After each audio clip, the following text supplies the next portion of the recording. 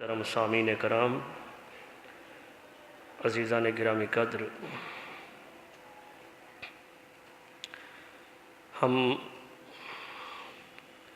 گزشتہ جمعہ سے اللہ تبارک و تعالیٰ کی پسندیدہ عبادت نماز کے متعلق اپنی گفتگو کو شروع کیا ہے۔ آج بھی انشاءاللہ العزیز اسی موضوع کو لیے ہوئے جتنا وقت میسر ہے ہم اس پر گفتگو کریں گے۔ نماز پڑھنے کے فضائل اور نہ پڑھنے کے نقصانات اختصار کے ساتھ گزشتہ آج سے نماز پڑھنے کی جو صورت ہے اور نماز کے مسائل ہیں اس پر گفتگو شروع کر رہے ہیں۔ اللہ تبارک و تعالی مجھ بندہ نچیز کو حق اور سچ کہنے کی توفیق عطا فرمائے اور ہم تمام کو عمل کی توفیق عطا فرمائے۔ نماز چونکہ ایک عظیم عبادت ہے، اللہ تبارک و تعالیٰ کے قرب کا ذریعہ ہے، تو چاہیے نمازی کو کہ وہ نماز کو ایسا پڑھے کہ اللہ تبارک و تعالیٰ کی بارگاہ میں یہ نماز جو ہے قبول ہو۔ اور نماز درست تبھی ہوگی جب ہم نماز کو ان کے لوازمات کے ساتھ ادا کریں گے۔ نماز کے اندر نماز کے فرائض، واجبات، سنن، مستحبات کی جب رعایت کریں گے تو تبھی جا کر نماز درست ہوگی۔ تو آج سے چونکہ ان کے مسائل، نماز کے مسائل کا آغاز ہو رہا ہے، تو عرض یہ کرنا چاہتا ہوں کہ نماز کی کچھ شرائط ہے۔ آج ہم شرائط پر گفتگو کریں گے، پھر نماز کے فرائض پر گفتگو کریں گے، پھر نماز کے جو سنتیں ہیں اس کو بیان کریں گے، نماز کے اندر جو مستحبات ہیں ان کو بیان کریں گے۔ یہ موضوع طویل ہے، کیونکہ ہم جب ان چیزوں کو بیان کریں گے تو پھر ہمیں ان چیزوں کو بھی بیان کرنا ہوگا جو چیزیں فرض کے مقابلے میں ہیں، فرض کے مقابلے میں حرام ہے، واجب کے مقابلے میں مکروہ تحریمی ہے، اور سنت کے مقابلے کے اندر مکروہ تنزیہی ہے، مستحب کے مقابلے میں مباح ہے۔ تو یہ چیزیں بھی ہم بیان کریں گے انشاءاللہ اختصار کے ساتھ۔ اور یہ چونکہ ایک جمعہ کا خطبہ ہے تو تفصیل کے ساتھ جیسے ہم طلباء کو پڑھاتے ہیں ایسا نہیں ہوگا، اس کے اندر کچھ مشکل الفاظ آتے ہیں، کیونکہ جو مبتدی طالب علم ہوتا ہے وہ ان چیزوں کو وضاحت کے ساتھ ان کو بیان کیا جاتا ہے، اور پھر اس پر مہینوں گفتگو ہوتی ہے، روزانہ کا لیکچر ہوتا ہے، تو اس وجہ سے وہ کئی مہینے اس پر لگتے ہیں۔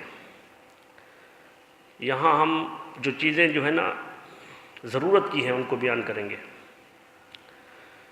اور انشاءاللہ مجھے ایک ارادہ کر رہا ہوں، اللہ تبارک و تعالی اس ارادے کو پایہ تکمیل تک پہنچائے۔ کچھ ساتھیوں نے اگر ارادہ کیا کلاس لینے کا، یعنی کہ ہم اس کا نام رکھیں گے تعلیم بالغاں، تو اگر کچھ 10-12 ساتھی تیار ہو گئے تو پھر ہم روزانہ رات کو 1 گھنٹے کا تفصیل کے ساتھ ہم وہ طہارت سے لے کر نجاست خفیفہ غلیظہ سے لے کر پھر نماز کے مکمل مسائل جو ہیں وہ انشاءاللہ ہم تفصیل کے ساتھ جیسے ہم خود پڑھے ہیں اور طلباء کو پڑھاتے ہیں اس طرح ہم کسی کتاب کو منتخب کر کے انشاءاللہ اس کا جو ہے مکمل درس دیں گے۔ نماز کی چند شرائط ہیں۔ شرائط وہ ہوتی ہے کہ اگر شرط کوئی نہ پائی جائے تو اس شرط کے نہ پانے کی وجہ سے نماز نہیں ہوتی۔ تو نماز کی پہلی شرط یہ ہے کہ طہارت حاصل ہو، بندے کا جسم پاک ہو، کپڑے پاک ہوں اور جگہ پاک ہو۔ جگہ سے مراد یہ ہے کہ نماز تو مسجد تو ویسے ہی نماز کے لیے بنی ہے، لیکن حضور علیہ الصلاۃ والسلام کی آمد پر اللہ تبارک و تعالیٰ نے روئے زمین کو مسجد بنا دیا ہے۔ یعنی یہ عذر نہیں ہے کہ ہم کہیں تھے اور مسجد نہیں تھی۔ سابقہ امتوں میں نے پڑھا کہ وہاں عبادت معبد خانے میں ہوتی تھی، لیکن حضور علیہ الصلاۃ والسلام کے توسل سے اللہ تبارک و تعالیٰ نے امت مصطفیٰ پر یہ کرم کیا کہ روئے زمین مسجد ہے۔ جہاں پر بھی نماز کا وقت ہو جائے مسجد میں پڑھنا افضل ہے، اس کا ثواب زیادہ ہے۔ جماعت کے ساتھ پڑھنا اس سے افضل ہے، بڑی مسجد میں پڑھنا اس سے افضل ہے، مسجد اقصیٰ میں پڑھنا اس سے افضل ہے، مسجد نبوی میں پڑھنا اس سے افضل ہے، اور مسجد حرام میں پڑھنا سب سے افضل ہے۔ تو وہ اپنی جگہ پر، مساجد کے فضائل اپنی جگہ پر۔ لیکن عرض یہ کر رہا ہوں کہ اگر کچھ ایسی جگہ آ گئی سفر کے اندر ہے، تو سفر کے اندر اب جس جگہ پر آپ نماز ادا کریں گے تو وہ جگہ پاک ہو۔ تو نماز کی شرائط میں سے پہلی شرط جسم کا پاک ہونا ہے، طہارت اصغر اور اکبر سے۔ دوسری شرط کپڑوں کا پاک ہونا ہے، اور تیسری شرط جگہ کا پاک ہونا ہے، اور چوتھی شرط اس کی نماز کا وقت ہونا ہے۔ نماز کا وقت اگر بغیر وقت کے پڑھیں گے تو وہ نماز نہیں ہوگی۔ اور اس کی پانچویں شرط جو ہے وہ قبلہ کی طرف منہ ہونا ہے، قبلہ کی طرف منہ، کعبہ کی طرف منہ بھی ہو۔ اور یہ نیت جو ہے وہ نماز کی، بعضوں نے کہا نماز کی جو ہے نا وہ شرائط میں سے ہے نیت کرنا، تو زیادہ اصح قول یہی ہے کہ نیت بھی نماز کی شرائط میں سے ہے۔ تو پھر ساتویں شرط جو ہے وہ نماز کی نیت کرنا ہے۔ تکبیر تحریمہ یہ نماز کے ارکان میں سے ہے، تو وہ ارکان انشاءاللہ جب اگر آج ہم نے اس کو بیان کر لیا تو پھر اس کے بعد جو ہے انشاءاللہ نماز کے ارکان کو بیان کریں گے۔ تو آپ دیکھیں گے جو میں نے بیان کیا کہ نماز کی شرائط میں سے پہلی شرط ہے جسم کا پاک ہونا، اور آپ نے یہ بھی سنا کہ نماز کے ارکان ہیں، ارکان کہتے ہیں نماز کے اندر وہ چیزیں جو فرض ہیں، اور نماز کے اندر واجبات ہیں، نماز کے اندر سنت ہیں کچھ چیزیں۔ تو ان کی بھی مختصراً تعریف جو ہے وہ سماعت کر لیجئے کہ فرض کسے کہتے ہیں۔ فرض کہتے ہیں کہ وہ عمل جو نص قطعی سے ثابت ہو، یعنی کہ پکے ثبوت کے ساتھ حاصل ہو، قرآن مجید کی آیت سے ثابت ہو یا حضور علیہ الصلاۃ والسلام کی احادیث متواترہ سے ثابت ہو۔ وہ عمل، اس عمل کو فرض کہتے ہیں جس کا ثبوت نصوص قرآن سے، قرآن مجید کی نص قطعی سے، اور حضور علیہ الصلاۃ والسلام کی احادیث متواترہ سے ثابت ہو تو اس کو فرض کہتے ہیں۔ واجب وہ کہتے ہیں کہ جو غیر منصوص آیات سے ثابت ہو، آیات کی اقسام ہے وہ بیان کریں گے، اور احادیث غیر متواترہ اس سے ثابت ہو، اس کو کہتے ہیں واجب۔ اچھا، فرض کا حکم یہ ہے کیونکہ فرض کا انکار کرنے والا کافر ہوتا ہے، فرض کا انکار جو کرے گا کافر ہو جائے گا۔ واجب کا انکار کرنے والا جو ہے وہ کفر کے قریب قریب ہے لیکن کافر نہیں ہے۔ اور اس کے بعد سنت ہے۔ سنت کہتے ہیں رسول اللہ صلی اللہ علیہ وآلہ وسلم کے عمل اور فرمودات، دین کا وہ راستہ جو حضور صلی اللہ علیہ وآلہ وسلم نے متعین کیا ہو، لیکن وہ راستہ جو حضور صلی اللہ علیہ وسلم نے اپنے حکم سے، کیونکہ آقا علیہ السلام کے کچھ فرمان ایسے ہیں کہ جو فرض کا درجہ رکھتے ہیں، جیسے میں نے کہا حدیث متواترہ، اور کچھ وہ ہے کہ حدیث غیر متواترہ ہے اور وہ واجب کا درجہ رکھتی ہے، اور کچھ وہ ہے کہ حضور علیہ الصلوۃ والسلام نے وہ عمل کیا، یا حضور علیہ الصلوۃ والسلام نے نہیں کیا، صحابہ نے کیا، کیونکہ حضور علیہ الصلوۃ والسلام نے فرمایا کہ علیکم سنتی و سنت خلفاء راشدین، تمہارے اوپر میری سنت ہے، میرا طریقہ ہے، اور خلفاء راشدین جو ہے صحابہ کرام، ان کا جو طریقہ ہے تم پر لازم ہے۔ تو صحابہ کرام کا بھی جیسے داہنے ہاتھ سے شروع کرنا، حضور علیہ الصلوۃ والسلام داہنے ہاتھ سے شروع کرتے تھے، لیکن صحیح احادیث مبارکہ میں حضور سے ثابت، صحابہ کرام سے ثابت ہے۔ یہ جو وضو کے اندر نیت ہے حضور علیہ الصلوۃ والسلام سے ثابت، صحابہ کرام سے ثابت ہے، حضور سے ثابت نہیں ہے۔ تو جو عمل حضور علیہ الصلوۃ والسلام نے نہیں کیا لیکن صحابہ نے کیا، اور حضور علیہ الصلوۃ والسلام نے اس پر حکم نہیں فرمایا، حکم فرماتے تو مداومت ہوتی، تو اس پر جو ہے اس کو کہتے ہیں سنت۔ پھر سنت کی دو قسمیں ہیں، سنت موقدہ اور سنت غیر موقدہ۔ سنت موقدہ وہ ہوتا ہے کہ جس حضور صلی اللہ علیہ وسلم نے زیادہ عمل کیا ہو، صحابہ کرام نے اس پر عمل زیادہ کیا ہو، اور سنت غیر موقدہ جس پر کبھی کبھار کیا اور چھوڑ بھی دیا ہو، تو اس کو سنت غیر موقدہ کہتے ہیں۔ اور اس کے بعد جو ہے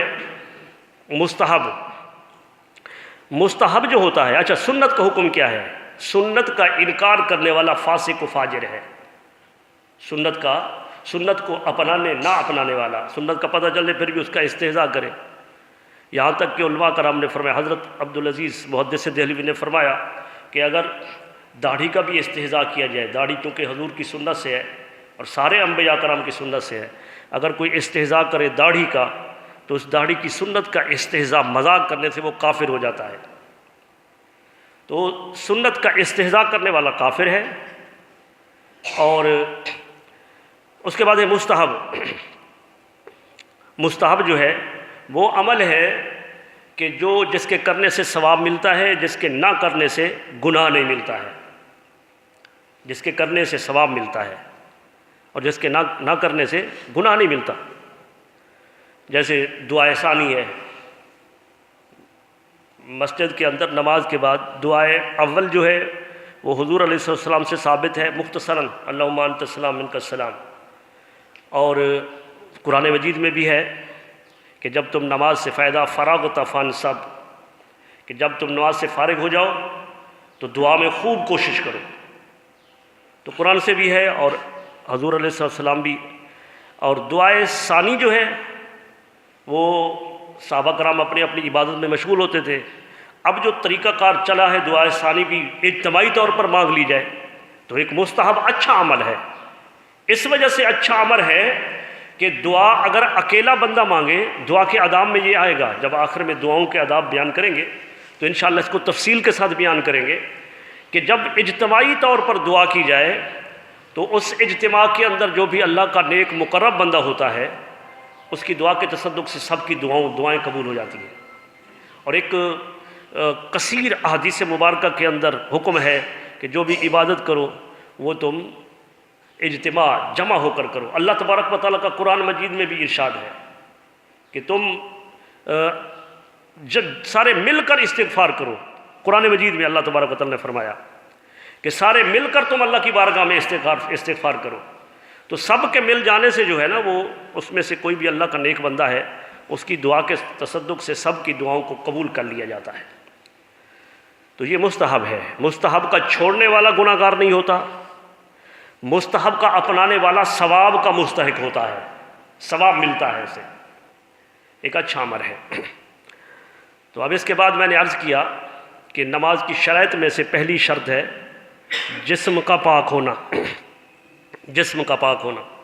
تو جب نماز کے لیے ہم نماز کی تیاری کریں تو ویسے تو جسم کا پاک ہونا ہر وقت ہی اچھا ہے۔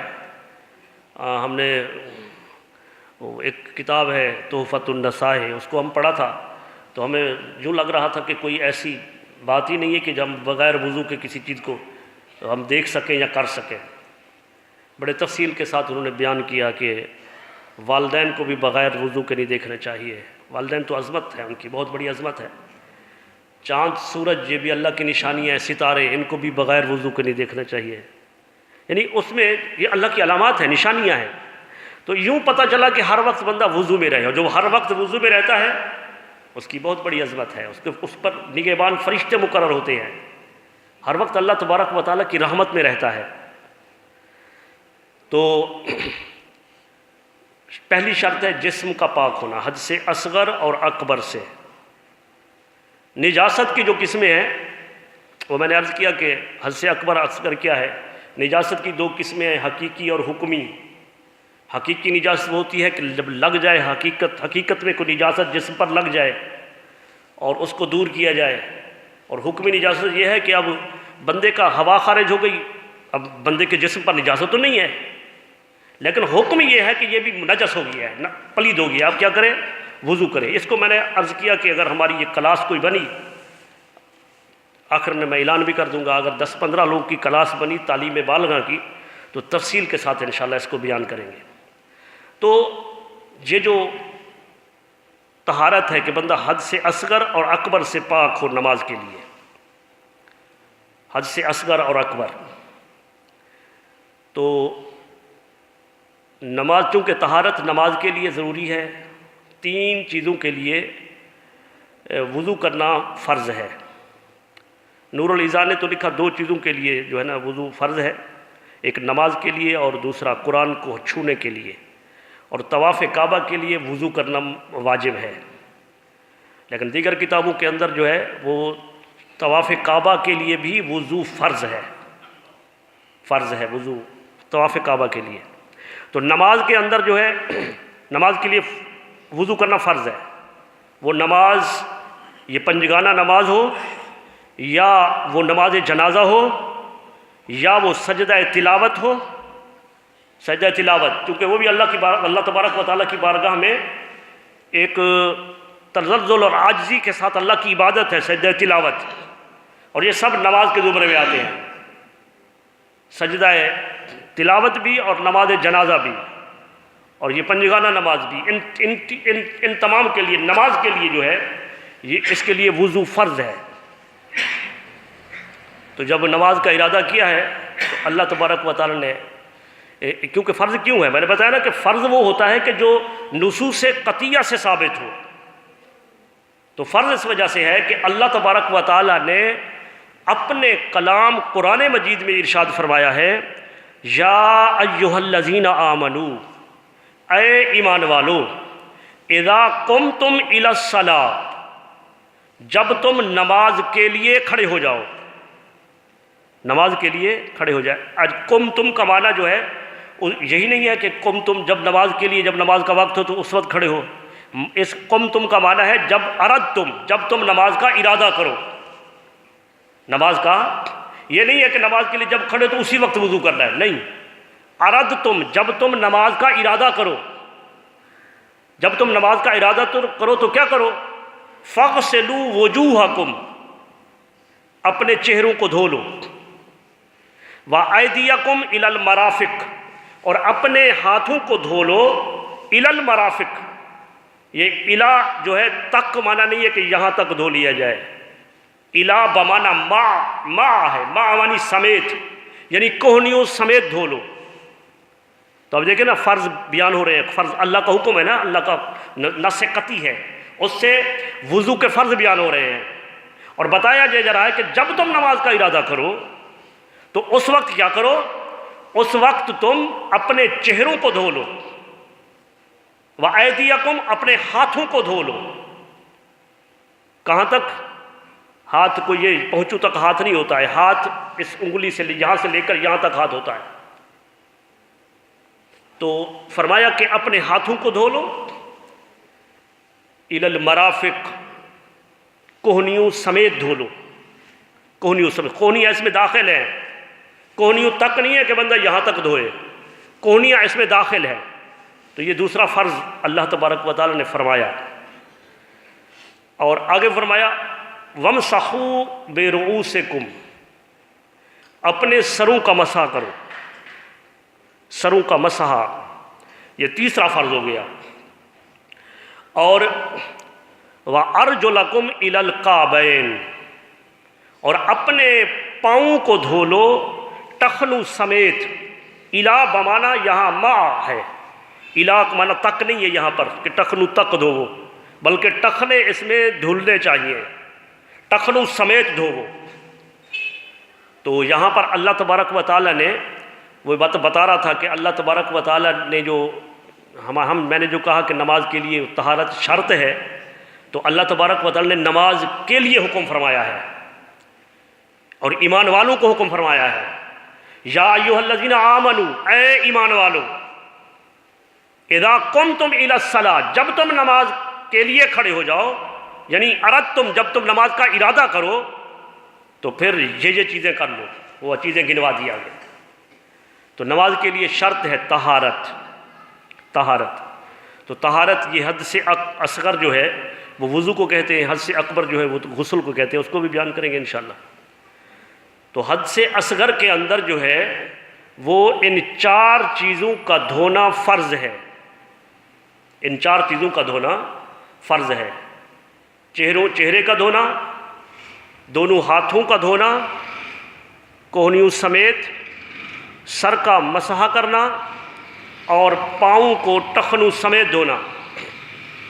اب قرآن مجید نے مطلقاً یہ ارشاد فرما دیا، اب حضور علیہ السلام نے اس کو فرمایا، اب حدیث متواترہ سے ہے کیونکہ فرض ہے نا، تو اب چہرہ کہاں سے کہاں تک ہے، یہ حضور علیہ السلام کے فرمان سے ثابت ہو رہا ہے، قرآن میں نہیں ہے، یہ حضور علیہ السلام سے یہ ثابت ہے کہ چہرے کو کہاں سے کہاں تک دھونا ہے۔ تو چہرے کو لمبائی کے اندر، جہاں سے یہ پیشانی کے بال، پیشانی کے اوپر جو بال ہے، سر کے بال، جہاں سے یہ اگتے ہیں، شروع ہوتے ہیں، وہاں سے لے کر ٹھوڑی کے نیچے تک، یہ لمبائی کے اندر چہرے کی لمبائی ہے، یہ ٹھوڑی کے نیچے یہاں تک۔ اور چوڑائی کے اندر ایک کان کی لو سے لے کر دوسرے کان کی لو تک چہرے کو دھونا ہے، اور اس کو دھونا ہے لمبائی میں پیشانی کے بالوں سے لے کر یہ ٹھوڑی کے نیچے تک۔ اچھا، جس کی داڑھی ہے، گھنی داڑھی ہے، تو اس کا پانی پہنچانا وہاں نیچے تک ضروری نہیں ہے، وہ ظاہر کو دھو لے، آخر میں داڑھی کا خلال ہے، داڑھی کا خلال کر لے۔ اور جس کی داڑھی نہیں ہے وہ تو دھو سکتے ہیں، لیکن داڑھی رکھنی چاہیے، افضل ہے، ہر نبی کی سنت ہے، رسول اللہ صلی اللہ علیہ وآلہ وسلم کی بھی سنت ہے۔ بعضوں نے کہا وہ رواج تھا، بعضوں نے ہر کوئی رکھتا تھا اس وقت، بعضوں نے کہا سنت زوائدہ میں سے ہے۔ ارے جو کچھ بھی ہے حضور کی سنت تو ہے نا، لیکن کبھی بھی کسی کتاب کے اندر نہ ہم نے سنا نہ کسی کتاب میں پڑھا کہ اللہ تبارک و تعالیٰ نے 1,24,000 انبیاء کرام بھیجے، کوئی ان میں سے کوئی ایسا نبی بھی ہو جس کی داڑھی نہ ہو۔ رسول اللہ صلی اللہ علیہ وسلم کے فرمان سے یہ تو ثابت ہوا کہ اگر کسی ایک صحابی کا شروع سے ہی بال نہیں تھے تو ایک بال تھا، حضور صلی اللہ علیہ وسلم کے سامنے وہ آتا تھا تو میرے آقا مسکرا دیتے تھے، تو اس نے دل میں سمجھا کہ شاید یہ حضور علیہ السلام کو یہ بال شاید اچھا نہیں لگتا، حضور مسکرا دیتے ہیں، اس نے یہ سمجھا شاید استہزاء فرماتے ہیں۔ آقا علیہ السلام کے اس غلام نے اس بال کو کاٹ دیا، تو میرے آقا علیہ السلام نے اس سے ناراضگی کا اظہار فرمایا، وجہ یہ بتائی کہ اے میرے صحابی، جب ناراضگی حضور صلی اللہ علیہ وسلم سے معافی طلب کی گئی تو فرمایا کہ میں اس وجہ سے مسکراتا تھا، جنت کے اندر حوریں جھگڑا کرتی تھیں کہ یہ بندہ جو ہے، یہ حضور کا غلام جو ہے، اللہ تعالیٰ اس کو میرے نکاح میں دے، ہر حور یہ کہتی تھی۔ ایک بال تھا، صرف ایک بال۔ تو عزیزان گرامی قدر، بتا یہ رہا تھا کہ جس کی داڑھی گھنی ہے تو پھر وہ تھوڑی کے نیچے تک اس کا بال، کیونکہ کہیں کبھی کبھار ایسا ہوتا ہے نا پانی کم ہوتا ہے اور پانی زیادہ ہے تو اس کو مس کر کے پانی پہنچا سکتے ہیں، لیکن پانی کی بھی رعایت رکھی گئی ہے کہ پانی کو جس جگہ پانی کی ضرورت ہے پانی کو ضائع نہیں کرو. پانی کو زیادہ ضائع کرو گے تو مکروہات وضو میں سے ہے، وضو مکروہ ہوگا. تو جب پانی کم ہے تو پھر پانی کو نیچے تک پہنچانا ضروری نہیں، بلکہ گھنی داڑھی کے ظاہر کو دھونا اور آخر میں خلال کرنا ہے. خلال تو لمبائی کے اندر جہاں سے پیشانی کے بال اگتے ہیں وہاں سے لے کر ٹھوڑی کے نیچے تک، اور ایک کان کی لو سے لے کر دوسرے کان کی لو تک، تو یہ حصہ جو ہے یہ دھونے کے حکم میں ہے، دھونا ہے اس کو. اور ہاتھوں کا کہاں تک دھونا بتا دیا، قرآن مجید نے ہی بتا دیا کہ یہ ہاتھ جو ہے کوہنیوں سمیت دھونے ہیں، کوہنیوں سمیت. پہلے سیدھا ہاتھ پھر الٹا ہاتھ. یہ سنت جو ہے مختلف صحابہ کرام سے، بالخصوص حضرت علی رضی اللہ تعالیٰ عنہ سے، اس کا طریقہ میں بیان کروں گا انشاءاللہ، جو حضور علیہ الصلوۃ والسلام کے غلام حضرت سیدنا مولا علی رضی اللہ تعالیٰ عنہ نے بیان کیا، تو اس کو بیان کریں گے. تو دوسرا فرض ہوا اپنے ہاتھوں کو دھونا. اچھا، ایک بات ہاتھوں کو دھونے میں وہ یہ ہے، ضرورت ہے، امر کی، اس بات کی ضرورت ہے کہ ہمارے گھروں کے اندر ہماری بیٹیوں نے، بہنوں نے، ماؤں نے، فیشن بن چکا ہے نا، یہ ناخن بڑھا دیا ہوتے ہیں، ناخن بڑھ گئے ہوتے ہیں، اور اس ناخن کے بڑھنے کے چند نقصانات ہیں. سنت کے تو خلاف ہے ہی صحیح. حضور علیہ الصلوۃ والسلام نے فرمایا کہ 4 چیزیں جو ہے وہ انسان کی جو عادتاً ہوتی ہے نا، وہ انسان کی عادت سے ثابت ہیں. یعنی اگر کسی سے اور نہ ثابت ہو، یہ عادت کے اندر شامل ہے. عادت کے اندر، تو عادت کے اندر کیا شامل ہے؟ انسانی عادت کے اندر یہ شامل ہے. اسلام اس کے خلاف تو بات ہو یا نہ ہو، انسان کی عادتاً جو چیز ہوتی ہے اس کے بھی خلاف ہے یہ. وہ کیا فرمایا؟ زیر ناف بالوں کو کاٹنا، نہ کاٹنا. یہ عادت کے، یہ انسان کی عادت میں ہے کہ کاٹے، اور عادت کے خلاف ہے کہ نہ کاٹے. بغل کے بالوں کو دور کرنا. تیسری چیز فرمائی کہ ختنہ کرنا، مردوں کا ختنہ. اور چوتھی چیز ارشاد فرمائی کہ بالوں، یہ ناخنوں کا کاٹنا، مرد زن سب کے لیے، عورت مرد سب کے لیے. لیکن چونکہ ایک فیشن بن چکا ہے تو پھر ایسا ہوتا ہے کہ ناخن جو ہے وہ بڑے ہوئے ہوتے ہیں، بڑے ایسے اتنا بڑے ہوتے ہیں، اور وہ اس کو بنا کر یوں پتہ چلتا ہے کہ شاید شادی کے بعد جو شوہر کے ساتھ جھگڑا کرنا ہے تو جھگڑا کرتے ہوئے غالب آ جائے اس پر. ٹھیک، اس کے گناہ ہیں. پانی نیچے نہیں پہنچے گا، وہ جب بڑے ہوں گے تو پانی نیچے نہیں پہنچے گا. صاف ظاہر ہے بڑے ناخن ہے تو میل اندر گھس جائے گی اور پانی نیچے نہیں پہنچے گا. اور اس کے علاوہ اس کو ڈاکٹر نے بھی منع کیا ہے کہ بڑے ناخن ہوں تو اس سے جو ہے نا بیماریاں پیدا ہوتی ہیں. رسول اللہ صلی اللہ علیہ وسلم کا فرمان ہے کہ جو آپ صلی اللہ علیہ وسلم ہر ہفتے کے اندر، ہر جمعہ یا جمعرات کو ناخن آپ تراشتے تھے، درست فرماتے تھے. صحابہ کرام ایسا کرتے تھے. تو ناخن جو ہے وہ بڑے ہوئے ہوتے ہیں، جس کی وجہ سے پانی نیچے نہیں پہنچتا ہے. اور پانی جو ہے جو اعضاء دھونے کے حکم میں ہے، اگر ان اعضاء میں سے ایک چاول کے برابر وہ جگہ خشک رہ گئی، جن چیزوں کو قرآن مجید نے دھونے کا حکم دیا ہے، جو چیزیں وضو کے اندر فرض ہے، ان میں سے 3 چیزیں دھونے والی ہیں: چہرے کا دھونا، ہاتھوں کا دھونا، پاؤں کا دھونا. تو جب ان میں ایک ناخن کے برابر بھی، چاول کے برابر بھی جگہ خشک رہ جائے گی تو وضو نہیں ہوگا. جب وضو نہیں ہو تو نماز بھی نہیں ہوگی. اور دوسری چیز جو ہماری خواتین میں رائج ہے وہ یہ ہے کہ وہ اس کے اوپر وہ نیل پالش کہتے ہیں نا، وہ لگا دیتی ہے. نیل پالش، یہ نیل پالش جب لگی ہوئی ہو تو پھر وضو اس کے نیچے پانی نہیں پہنچتا ہے. اور جو فیشن کے دل دادا ہیں انہوں نے کہا کہ مہندی بھی تو لگی ہوتی ہے، بازو کے مہندی لگی ہوتی ہے، وہ تو ان کے. اور یہ جو ہے بازو نے تو یہ لکھا، کتابوں کی بات کر رہا ہوں میں. انہوں نے کہا کہ جب ایک عورت نے وضو کر کے نیل پالش لگا دیا، اب وہ لگانے کے بعد اگر اس کے بعد وضو ٹوٹ گیا تو وہ ناخن کے نیچے، نیل پالش کے نیچے جو وضو ہے نا وہ محفوظ ہے. یہ اپنی طرف سے قرآن مجید اللہ تبارک و تعالیٰ اس کے پیارے حبیب صلی اللہ علیہ وسلم کے فرمان کے خلاف ہے. کہاں ہے کہ جو ہے نا وہ نیل پالش کے نیچے جو ہے، نیل پالش کے نیچے وضو محفوظ رہ گیا ہے، باقی جگہ تو ٹوٹ گیا، اور نیل پالش کے نیچے جو ہے نا وضو باقی ہے. جہاں تک مہندی کا تعلق ہے، خضاب کا تعلق ہے، بالوں کا خضاب لگا ہو، انہوں نے یہ حوالہ بھی دیا، بالوں کو تو خضاب لگاتے ہیں، تو بالوں کو خضاب لگا ہو اور ناخن پر مہندی لگی ہو تو مہندی جو ہے وہ جسم کے اندر، ناخن کے اندر جذب ہو جاتی ہے. کلر جو ہوتا ہے خضاب وغیرہ اس کا اپنا جسم نہیں ہوتا، بالوں میں جذب ہو جاتی ہے. لیکن یہ جو نیل پالش ہے یہ جذب نہیں ہوتی، اس کا اپنا جسم ہوتا ہے، اس کا جسم. تو جسم جو ایک پپڑی سی ہوتی ہے، پتلی سی، وہ لگی ہوتی ہے، اور جب وہ لگی ہوتی ہے اور وضو ٹوٹ گیا، وضو کی ضرورت ہے، تو جب تک اس کو نہیں اتاریں گے وضو نہیں ہوگا. اس کو اتارنا ضروری ہے. اور ویسے تو آسان ہے، اگر